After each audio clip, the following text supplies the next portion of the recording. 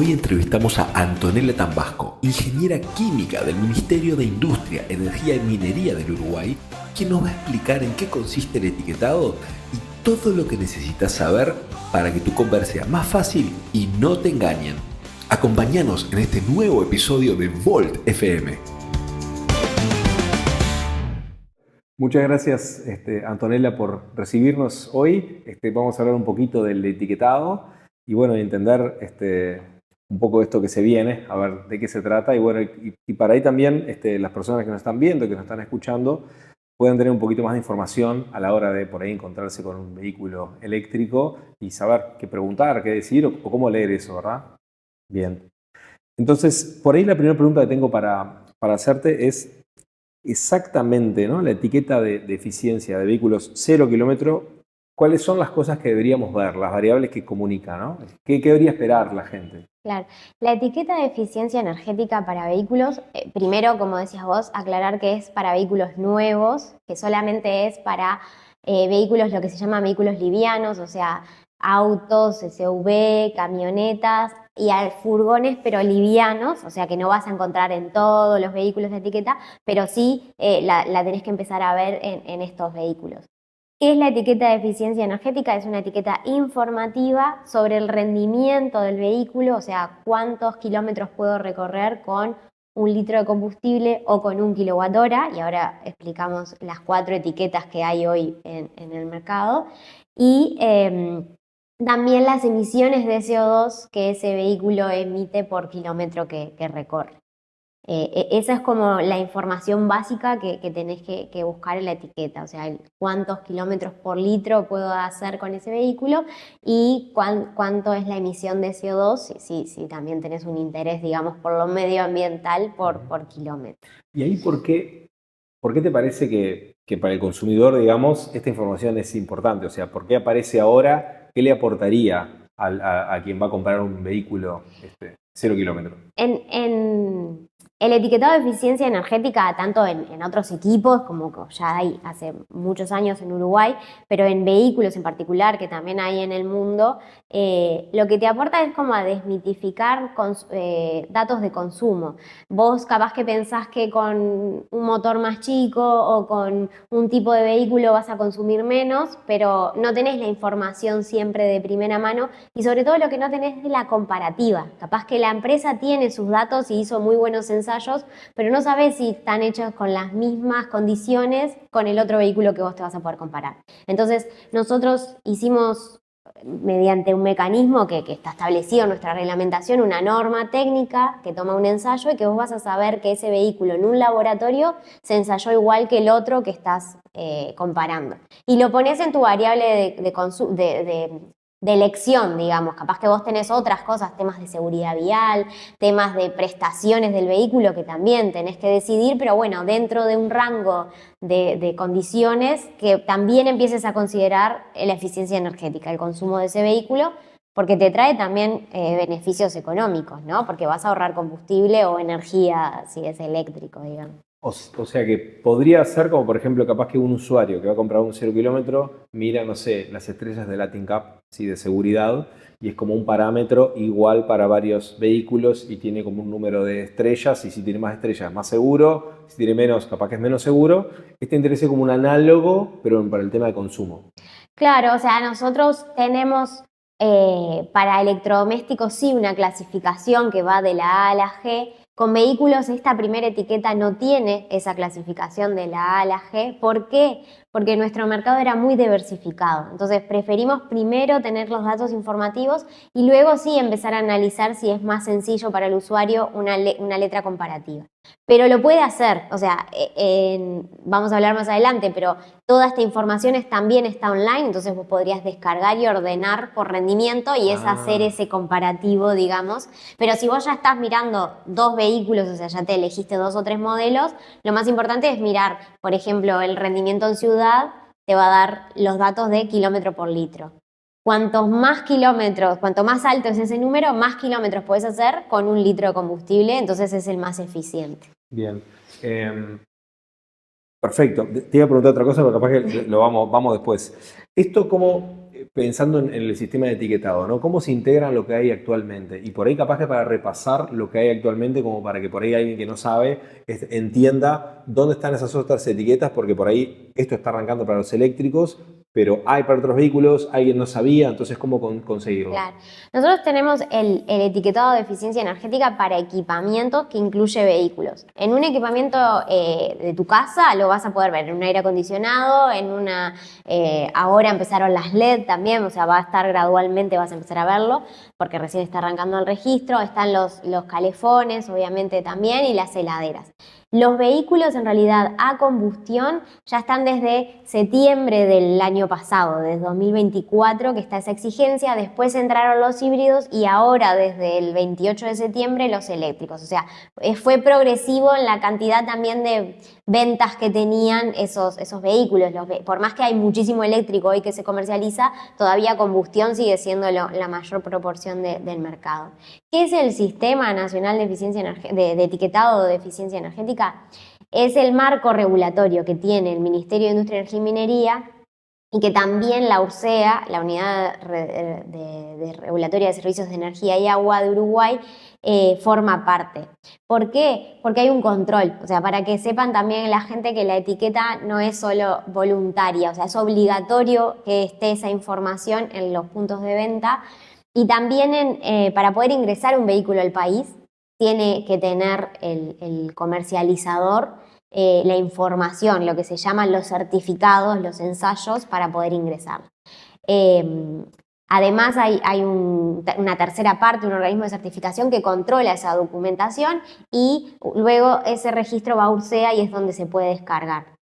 Pero además URSEA se encarga de la fiscalización, por lo tanto sale a los comercios a fiscalizar que la información esté en los showrooms o los puntos de exhibición. Y bueno, y si hay alguna controversia respecto a la información, también hace de ente fiscalizador en esos casos. Entonces es un trabajo conjunto entre el Ministerio y URSEA para ir agregando equipamiento al sistema y que sea rigurosa la información que se presenta. Bien, y entonces, ¿desde cuándo va a quedar obligatorio? ¿Es solo para eléctricos esta nueva tanda, vamos a decir, etiquetado? Claro, o sea, en realidad ahora terminan todas las tandas y quedan todos obligatorios. O sea, combustión entró el 28 de septiembre de 2024, después en marzo de 2025 fue híbrido con y sin recarga exterior, o sea, enchufable y no enchufable, y ahora el 28 de septiembre entraron los eléctricos. Por lo tanto, ahora a partir de esta fecha, sea eléctrico, híbrido o a combustión, va a tener una etiqueta. Son 4 etiquetas distintas porque para cada tipo de vehículo se hace un ensayo distinto. Entonces vos podés comparar dentro de cada sector, digamos. Comparás combustión con combustión, híbrido con híbrido y eléctrico con eléctrico. Y ahí, ¿dónde? Imaginemos que, bueno, que ahora a partir de esta fecha empiezan a estar las etiquetas. Cuando una persona, un consumidor, un potencial comprador de un auto 0 kilómetro, ahora sí van a estar todos, hablemos de todos, ¿dónde tiene que estar la etiqueta? ¿Dónde le tendría que ver? Y si no, ¿qué tendría que preguntar o qué decir para conseguir la información? La etiqueta tiene un formato que está establecido por una norma nuestra, una norma UNIT, en realidad una norma uruguaya, y en esa misma norma dice dónde tiene que estar la etiqueta. La etiqueta tiene que estar pegada en el parabrisas del vehículo o colgando, digamos, del parabrisas del vehículo, pero adelante, digamos. ¿La etiqueta es como esa? Es esta, sí, es de este tamaño, digamos, o sea, es como una media 4, digamos. Perfecto, Y tiene que estar así, en el punto de exhibición tiene que estar colgada. También la información, no necesariamente con el mismo formato, te la tienen que entregar luego que vos comprás el vehículo. Y en los puntos, también en lo que tiene que ver con sitios web y fichas de los vehículos, también debe estar la información disponible. O sea, donde se comercialice tiene que estar disponible la información. O sea que lo que vos decís, para entender, que la etiqueta la tengo que ver pegada delante del vehículo. Claro, sí. Cuando estás en un local comercial. Y después yo puedo pedir la información que el importador, digamos, la representante de la marca, me lo pase, capaz que me pasa la ficha técnica y ahí está la información que no necesariamente está exactamente en esa disposición, pero tiene que estar todos los datos. Exacto. Tenés que tener los datos de los rendimientos y de emisiones como obligatorio, está establecido así en la reglamentación. Ok. En una parte que dijiste, lo podés bajar, ¿sí? Online. ¿dónde sería ese lugar? ¿El MIEM tiene un lugar o algo? Ursea. O sea, Ursea, okay. como Ursea, como decíamos, para poder ingresar a ese vehículo tiene que haber tenido un ensayo que tiene que haber sido certificado y eso se lleva a un registro en Ursea. Los registros son públicos y se descargan. En Ursea hay un icono directamente de lo que es etiquetado de eficiencia energética y ahí se descargan en formato de tabla, ¿no? O sea, vos mismo ahí podés buscar marca y modelo si vos ya estás... Como un Excel, me bajo un Excel que está toda la información. En la página mismo vos podés buscar marca y modelo si vos ya sabés qué querés o dónde estás mirando, pero si no te podés descargar esos Excel para cada una de estas 4 tipos de categoría. Y ahí tenés toda la información, la marca, el modelo, qué tipo de combustible, porque puede ser gasoil o gasolina o eléctrico, el tamaño de potencia motor, la cilindrada y además los datos de rendimiento y emisiones. Y eso lo podés ordenar porque, por ejemplo, vos usás mucho el vehículo, después vamos a entrar en por qué hay ciudad y carretero, pero vos querés mirar, no sé, usás mucho más el vehículo en ciudad, bueno, te ordenás por ciudad y ahí te sale todas las marcas y modelos que hoy están registrados. Son muchos, o sea, por eso es cuando ya estás o tomando decisión o bueno, querés ver cuáles son los más eficientes y hay un rango muy grande y mucha diferencia porque hay vehículos de diferente tamaño, ¿no? O sea, no es que sea el que da peor eficiencia es el peor vehículo, es porque puede tener otras condiciones de tamaño de vehículo, para qué lo vas a usar. Correcto. Sí, vehículos por ahí más grandes que tengan más fuerza para cargar o llevar más cosas van a tender a tener un consumo menor que los que por ahí son city car, vamos a decir. Claro. Bien. Ya que estamos entonces con eso, si el usuario se descarga el Excel y mira, se va a encontrar con estos campos, por ejemplo, que es consumo mixto, carretera, ciudad, emisiones de CO2, ¿no? Con esos 4. ¿Me explicás cada uno, o sea, dónde, para comparar, ya dijimos que, bueno, si usás ciudad, acabaste de decir, deberías mirar eso, pero explicar un poquito qué quiere decir mixto, ciudad y carretera y emisiones para que la persona que se va a enfrentar por primera vez entienda. Claro. ¿Cómo se hace el ensayo? Se pone el vehículo en un laboratorio a girar en un rodillo, pero está determinado la norma que vos haces tantos segundos a tanta velocidad, frenás tantos segundos a tanta velocidad, frenás, desacelerás, vas a velocidad constante. Esa es como una curva que vas haciendo en ese laboratorio fijo. Para ciudad tiene unas velocidades entre 15 y 50 kilómetros por hora y para carretera tiene otras velocidades que llegan entre 45 y 120 kilómetros por hora. Entonces, claro, el consumo es distinto si estás andando en ciudad que en carretera. Por eso la etiqueta para lo que es combustión te muestra los 2 valores. ¿Qué pasa? Capaz que vos decís, bueno, yo lo uso para las 2 cosas o sea, es mucha información. Bueno, para eso ya hay un dato que es el mixto, que en eléctrico, por ejemplo, solo te da el dato de mixto, que más o menos es un 65% en ciudad, un 35% en carretera. Ese cálculo, o sea, hace el ensayo con el 65% en el recorrido en ciudad y el 35% del recorrido en carretera. ¿Y por qué no pusieron ciudad y carretera en los eléctricos, siendo que también, por ejemplo, es al revés, ¿no? En ciudad rinden mucho más y en carretera rinden menos? Claro, en realidad es porque la norma en sí en eléctrico es bastante más corto, porque el ensayo es bastante más sencillo de eléctrico y lo hace todo en conjunto en el ensayo y da el valor total, sobre todo para no penalizar, pero ser un poco más realista de que pasa al revés. Que vos sabés que los autos de combustión están diseñados como para una velocidad un poco más alta y que en carretera, si vos mirás la eficiencia, son más altas las eficiencias. El eléctrico, como tiene la regeneración, igual que los híbridos, en ciudad dan mejor rendimiento porque pueden recuperar energía.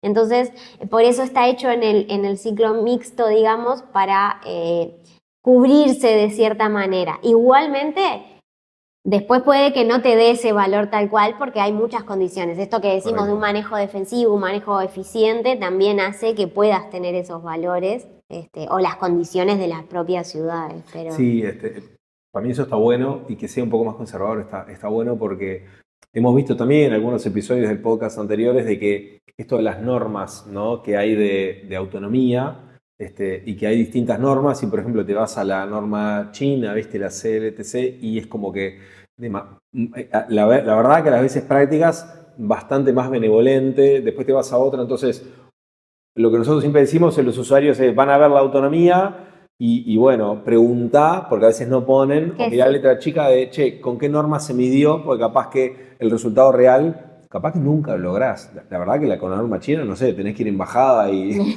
siempre, ¿viste? Para lograrlo. Pero este dato me parece que está interesante porque es como un número por ahí que capaz que es, no sé, más equitativo, podemos decir, en el sentido de, bueno, más allá de la norma, o si te haces relajo con la norma, mira esto, que por ahí la gente inclusive está acostumbrada a los de combustión, ¿no? Claro. A pensar en kilómetros por litro, o bueno, kilómetros por kilowatt.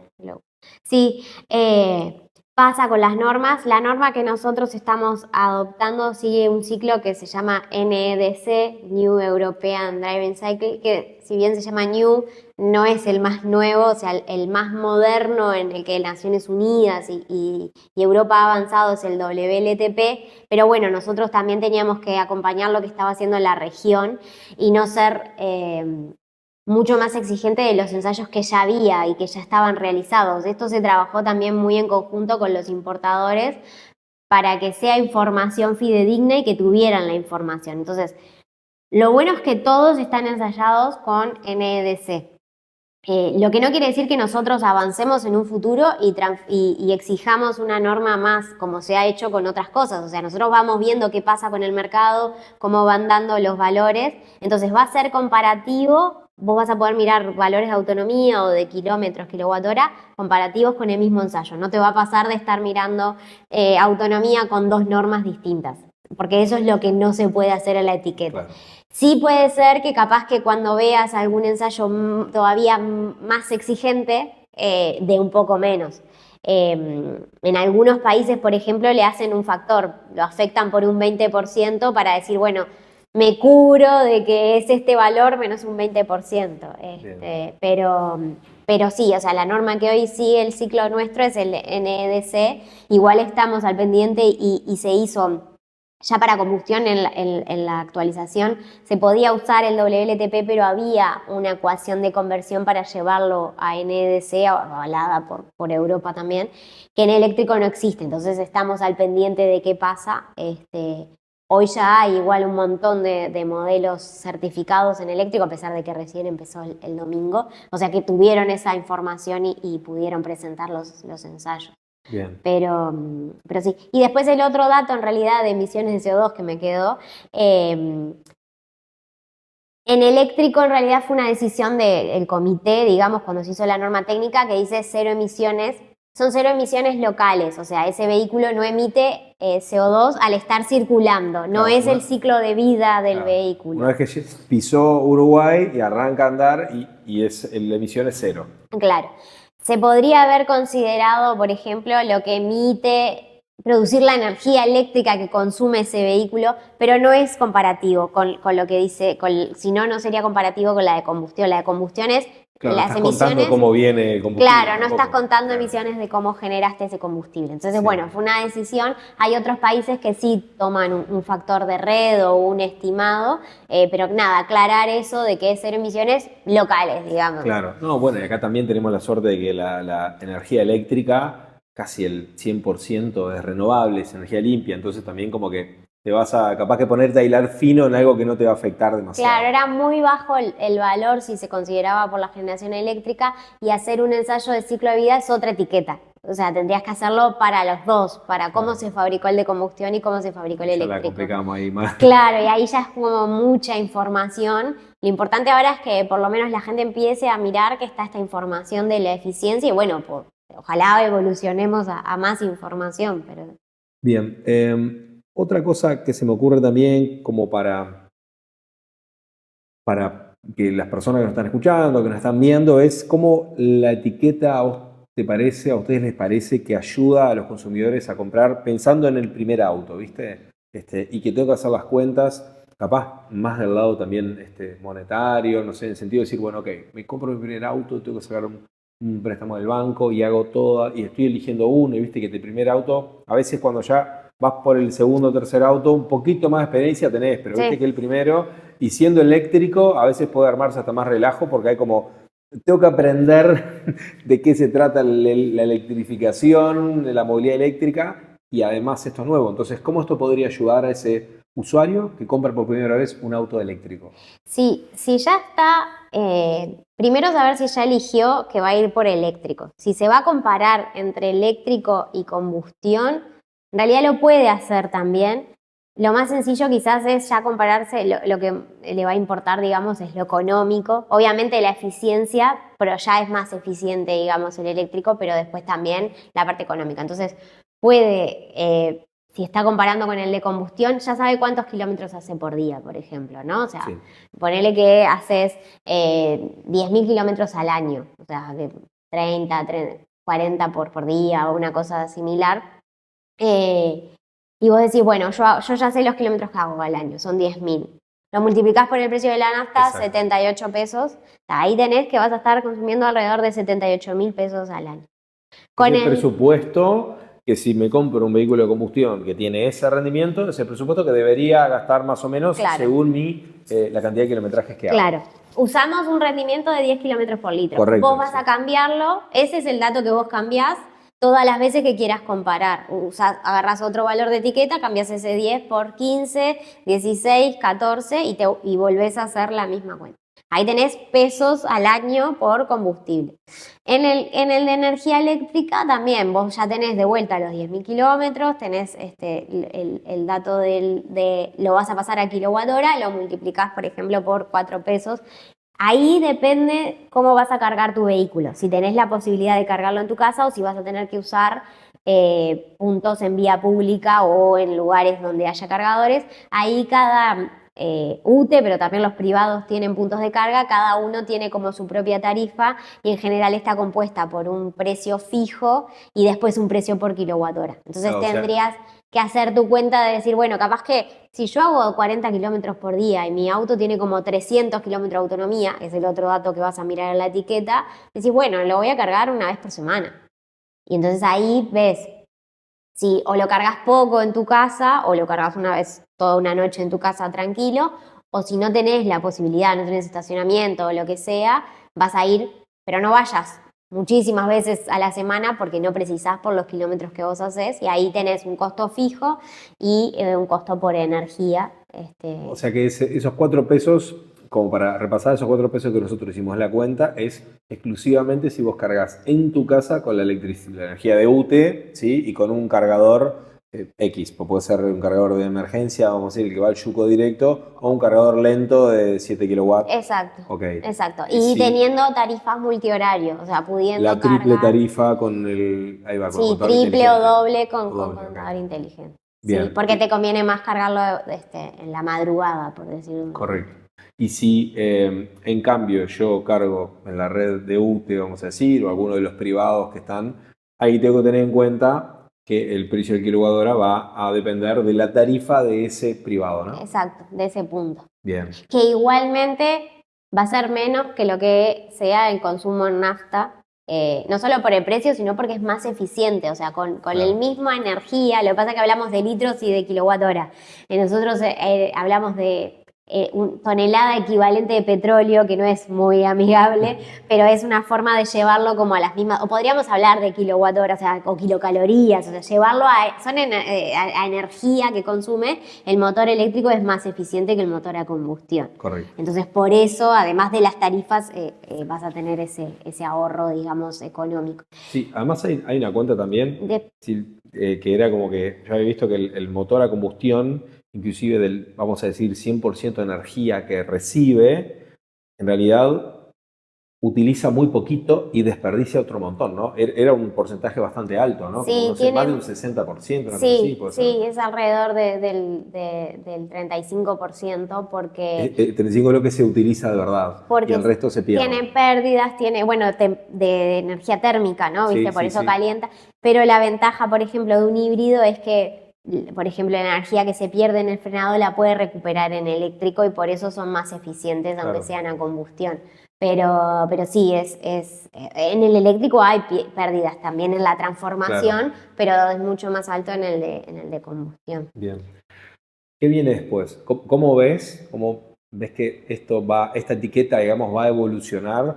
¿O cuál sería el ideal a llegar, no sé, de acá a unos años?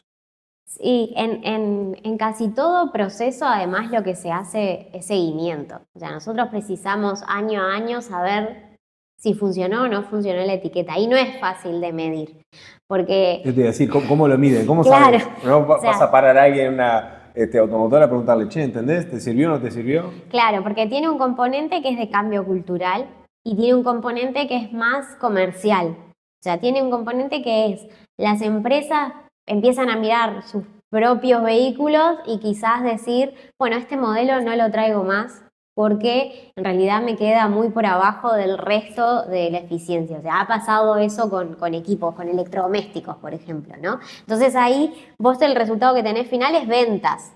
Nosotros hoy hicimos la foto antes de poner el etiquetado de todos los modelos que se vendían y ahora vamos a tener el dato y el consumo que había en otros países, porque claro, no ensayamos los 1000 modelos que hay para ver.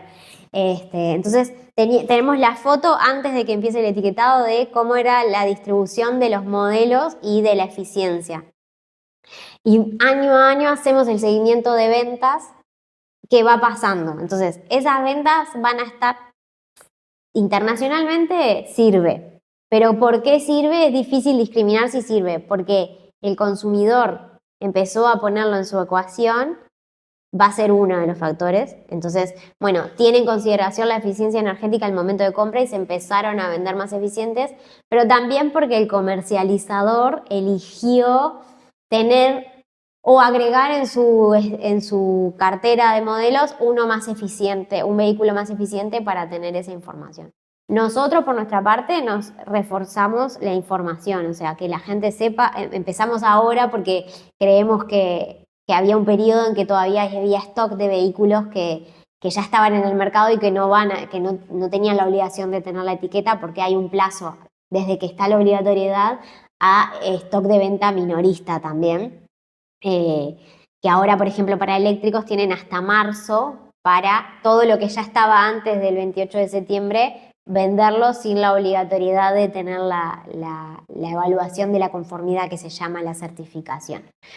Pero esa es una de las formas, o sea, viendo las ventas, la evolución de ventas por marca, por modelo, y viendo si va bajando ese consumo medio, o sea, si va mejorando ese consumo de vehículos. Nosotros hicimos estudios con una fundación de Chile que hablan de una mejora del 3% en las ventas, o sea, una mejora del 3% que se reduce un 3% las emisiones de CO2 o que mejora un 3% la eficiencia de los vehículos, que acumulado son millones de litros de gasolina. Sí, sí.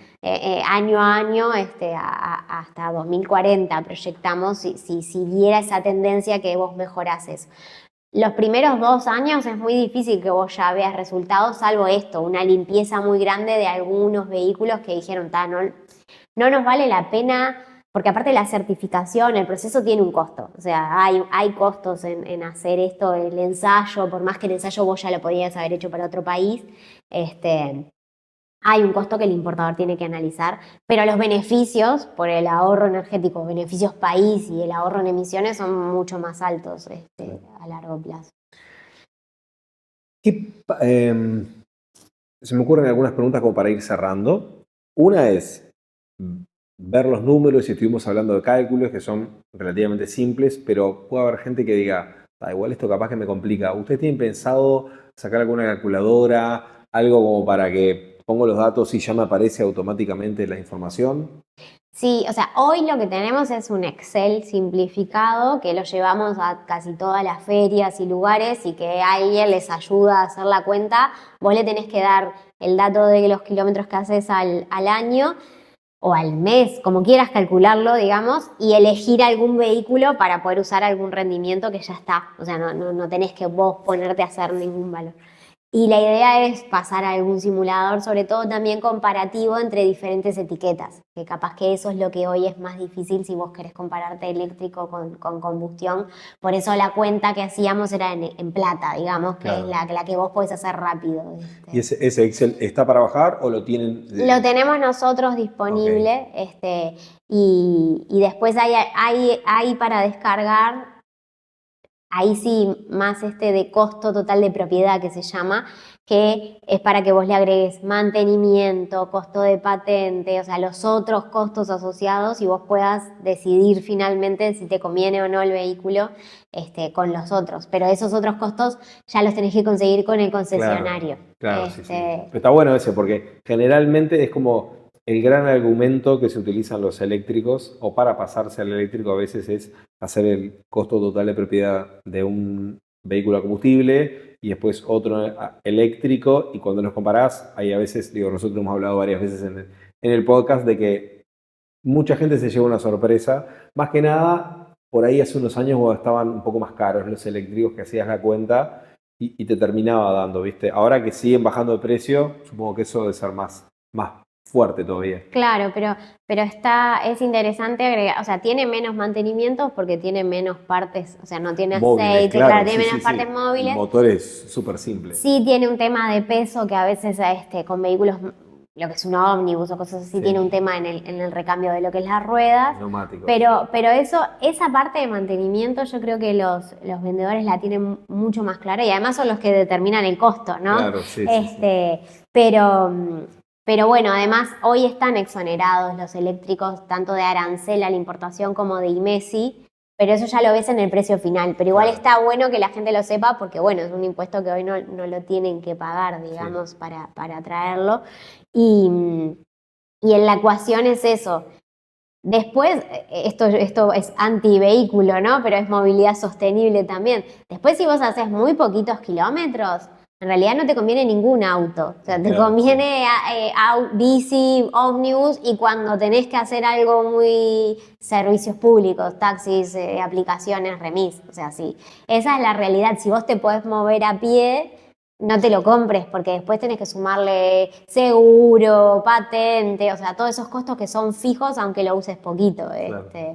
Ese es como otro mensaje que a veces damos, porque bueno, es eficiencia energética también, o sea, si vos podés desplazarte pocos, o sea, si vos tenés pocos metros para hacer o te manejás en un radio chico, en realidad caminar o poder tomarte, si tenés accesible un transporte público, en realidad estás consumiendo menos. Claro, sí. Estás reusando, digamos, algo que ya está usando que ya un montón de gente. Claro, que ya está disponible, pero si vos lo usás, o por ejemplo esto es categoría N1, o sea, vos tenés un reparto, haces un servicio o no sé qué, es una variable muy importante el combustible y podés calcularlo comparándolo con el eléctrico. Esperemos tener rápido algún simulador más sencillo.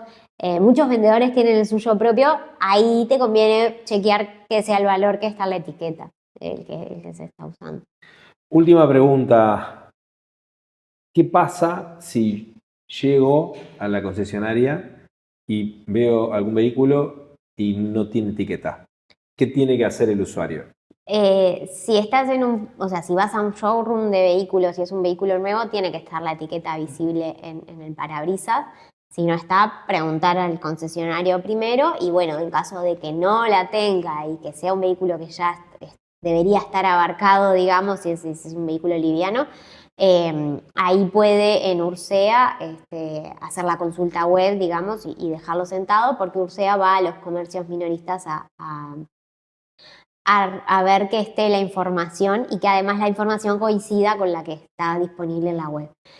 Obviamente que la etiqueta mismo lo dice, no quiere decir que después en el andar tiene que dar ese mismo rendimiento. O sea, igual también se puede hacer la consulta Ursea, pero eso se aclara en la etiqueta, que es un ensayo en condiciones controladas de laboratorio, por lo tanto que cómo maneje la persona, cómo son las condiciones de la calle donde circule y las condiciones climáticas de ese momento pueden influir en el rendimiento del vehículo, porque está hecho en un ciclo, como explicábamos antes, con cierta forma de acelerar, parar y esto. Pero sí, O sea, si es un vehículo que está abarcado por el sistema de etiquetado, pidan la información de la etiqueta y también llévensela para tenerla de referencia, tanto simplificada como la etiqueta, eso depende cómo se la entregue el concesionario, para tenerlo de referencia también para recomendar a otra gente y para recordar cómo le viene dando si hace un control. Ahora muchos autos tienen como el dato instantáneo en la propia pantalla del vehículo, los eléctricos todos, pero en los de combustión también cada vez más. Que ahí a veces te puedes volver loco porque cambia a cada momento. Pero si son los últimos 50 kilómetros o es el total promedio. Pero bueno, hay gente que le gusta y que lleva su planilla o con las boletas de combustible o con la energía, que a veces está la energía eléctrica. Si es en tu casa vas a tener el gasto total de tu casa, pero bueno, podés comparar y ahora con el simulador horario, si vos lo cargas de noche, hasta podrías ver la energía, casi que discriminando que no haya nada encendido o poca cosa, podés conocer un poco más. Bien, buenísimo. Bueno, Antonella, muchísimas gracias por el tiempo, por la explicación, la verdad que estaba súper claro y bueno, y hay una herramienta nueva para los consumidores que, bueno, faltaban los eléctricos, ya están ahora los eléctricos para poder tomar esa decisión del primero, el X auto 0 kilómetro y poder decidir haciendo números. Sí, gracias y bueno, que empiecen a buscar esa información. Buenas, gracias, hasta luego. Gracias.